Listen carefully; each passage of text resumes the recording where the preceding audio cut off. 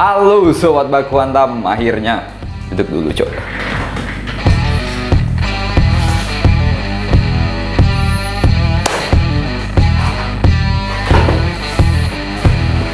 Halo Sobat Baku Hantam, karena topeng kita hilang. Topeng kita hilang bos, jadinya kita harus face reveal ya. Tak terasa udah dari 2016 channel obrolan panas berdiri sampai 2024 itu udah 8 tahun ya, akhirnya channel kita tumbang. Ya, channel kedua kita juga tumbang. Jadi kita harus buat channel original seperti ini, dan akhirnya admin obrolan panas face reveal. Ini butuh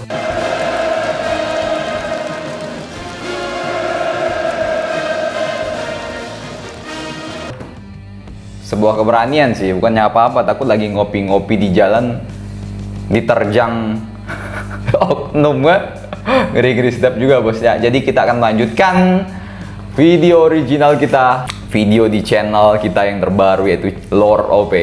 Bingung juga sih mau bahas apa ya, bahas yang ada aja ya cok. Hari ini mau membahas tentang Wagner, tapi kita opening dulu. Maklum ya, baru format kayak gini agak-agak canggung cok, takutnya diintai drone MK Reaper ya kan ya. Kepala desa udah 77 tahun lagi. Halo Sobat Baku Hantam ya, mohon maaf atas ketidaknyamanan dengan format seperti ini ya. At least kalian akhirnya bisa melihat muka saya secara full ya, demi keamanan beras Bulog bersama sih bos ya kan. Nah, kita akan membahas seputaran tentang Abah Yayan Kendor alias grup Wagner. Buat yang belum tahu, apa sih grup Wagner ini? Sejenis orkes Melayu, bukan bos. Ini merupakan kelompok tentara bayaran Rusia yang melakukan operasi militer di seluruh dunia. Jadi nggak cuma hanya di Ukraina. Ya, meskipun perusahaan militer swasta ilegal di Rusia di tempatnya Wak Putin, namun kita tahu hubungan antara intelijen Rusia dan Wagner ini sudah lama terjalin ya, kong kali kong lah. Pada bulan Juni 2023, sebuah tautan yang dikonfirmasi oleh Vladimir Putin ketika dia menyatakan bahwa pemeliharaan seluruh Wagner Group atau grup Wagner ini sepenuhnya akan ditanggung oleh negara. Nah, dari situ kita bisa melihat ternyata dana-dana anggaran APBN Rusia juga ada masuk ke bagian atau porsinya ke Wagner. Bagaimana sepak terjang PMC Wagner di awal-awal berdiri? PMC atau perusahaan militer swasta Wagner memang didirikan sebagai badan hukum di Rusia pada bulan Desember pada tahun 2022. Namun aktivitas kelompok tentara bayaran ini hampir satu dekade sebelum pendirian resminya, karena Wagner menghabiskan sebagian besar keberadaannya di Grey Zone di wilayah abu-abu.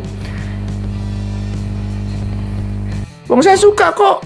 Nah, kisah yang paling kredibel tentang pembentukan kelompok ini yang melibatkan sosok tangguh yaitu Dmitry Utkin, mantan perwira GRU dan Spetsnaz, dan sebuah perusahaan tentara bayaran berumur pendek bernama Slavonic Corps.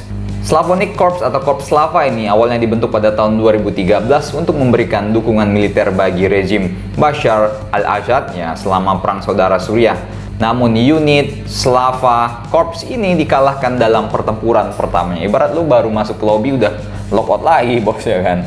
Nah, pertempuran pertama atau bentrok pertama ini melawan pejuang ISIS waktu itu di bagian Homs pada bulan Oktober 2013. Sementara pada bulan Februari 2014, Presiden Ukraina yang pro-Rusia saat itu yaitu Viktor Yanukovych meninggalkan Ukraina. Ya, dia harus mengungsi ke Rusia karena ada gelombang protes rakyat Ukraina, dan ini mengusir salah satu teman Putin dari jabatannya, atau bisa dibilang antek-anteknya lah ya kan.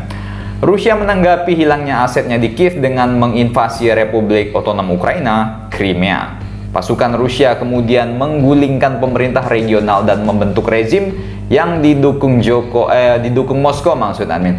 Pada tanggal 18 Maret, Putin pun menandatangani perjanjian yang memasukkan Crimea yaitu semenanjung Crimea ke dalam Federasi Rusia. Ini dianggap oleh NATO CS, oleh ormas terkuat di dunia ini sebagai sebuah tindakan ilegal yang hanya diakui oleh segelintir negara tentunya.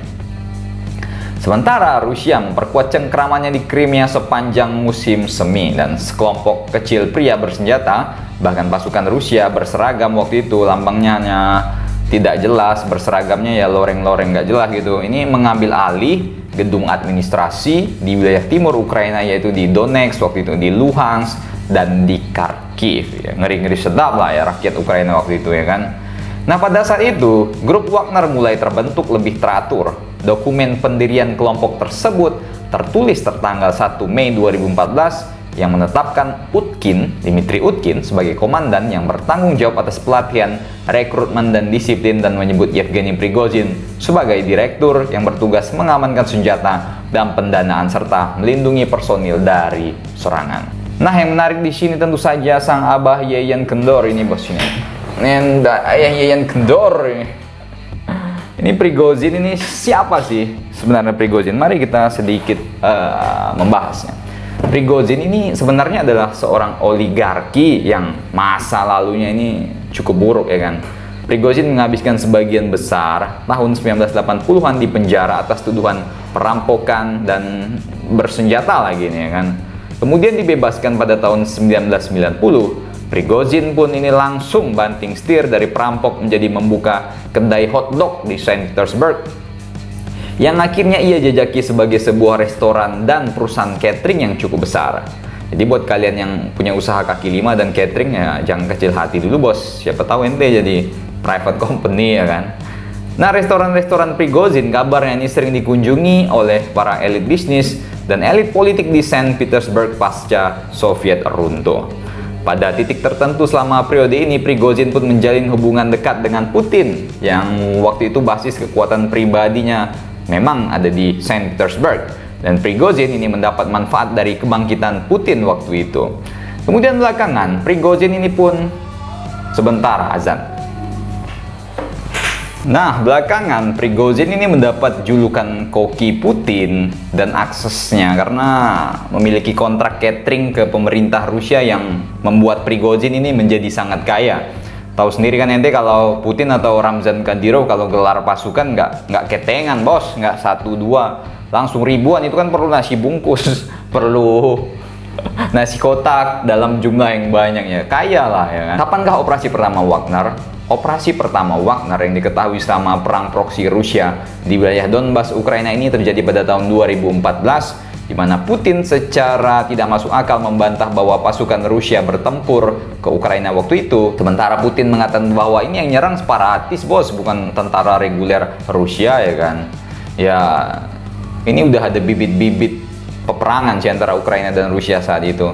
Nah, ternyata tak cuma di Ukraina kiprah Wagner juga ada di benua Afrika, benua yang kaya akan sumber daya alam tersebut. Misalnya di Sudan, perusahaan M-Invest milik Prigozhin mengoperasikan pabrik pengolahan emas. Kemudian anggota Wagner miliknya juga membantu pasukan dukungan cepat RSF, para militer yaitu Jenderal Muhammad Hamdan Dagalo dalam konflik mereka dengan pemerintah militer di Khartoum. Kemudian ada perusahaan Lobaye Invest, sebuah perusahaan Prigozhin juga yang beroperasi di Republik Afrika Tengah dan dianugerahi konsesi emas dan berlian yang berharga sebagai imbalan atas dukungan terhadap pemerintah Presiden saat itu, Faustin Archange Touadera. Di Mali juga, badan investigasi yang ditunjuk oleh PBB menemukan bahwa junta militer di sana telah meningkatkan ketergantungannya pada Wagner untuk menjalankan fungsi militer tradisional. Sementara perusahaan yang terkait dengan Prigozhin memperluas kendali mereka atas sumber daya mineral di negara tersebut. Ya, hampir di negara manapun di mana Wagner ini beroperasi ya tentu ada kekerasan, ya kan. Ente tahu sendiri kalau video-video di Afrika ngeri-ngeri sih bos ya kan. Itu adalah sisi gelap Wagner di Afrika. Balik lagi ke front Ukraina, front cucu-cucu Stalin ya kan. Pada Februari 2022 yang lalu, Rusia memang melancarkan perang invasi besar-besaran ke Ukraina. Ya, ente mau bilang operasi khusus, tapi perang ya perang bos ya kan. Meskipun pasukan Rusia memperoleh keuntungan signifikan pada awal-awal ya kan, Rusia nyerbu dengan sangat cepat kayak blitzkrieg ya kan. Tapi pas mau masuk Kiev, ya ditansil juga bos pasukan Rusia ya kan. Ukraina juga negara terbesar kedua bos di benua biru ya kan. Jangan main-main, militernya juga nggak kopong ya kan. Pada saat itu ketika pasukan Rusia mencoba memasuki Kiev, ya perlawanan pertahanan dari pasukan Ukraina di Kiev sangat-sangat kuat. Bahkan mereka bisa melancarkan serangan balik kepada Rusia yang keteteran. Ketika strategi rencana A gagal, ya Putin ganti-ganti komandannya, akhirnya mengalihkan sebagian pertempuran, front-front tempur ke tentara bayaran, yaitu Wagner Group pimpinan Prigozhin waktu itu. Prabowo, iya.